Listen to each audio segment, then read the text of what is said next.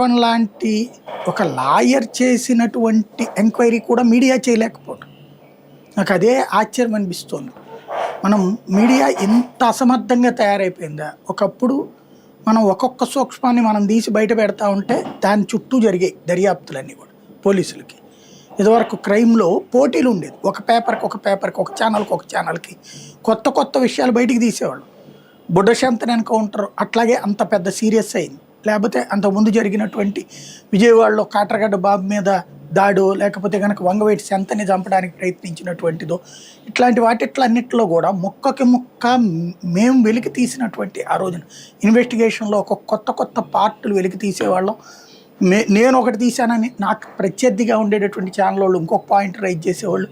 అట్లా పెద్ద ఇష్యూస్ బయటకు వచ్చినటువంటి ఉండే. పేపర్ లీకేజీల దగ్గర నుంచి చిన్నపిల్లల్ని విదేశాలకి ఇతర రాష్ట్రాలకి పంపించేటటువంటి ముఠాల దాకా అనేక అట్లాగా బయటపడ్డటువంటి.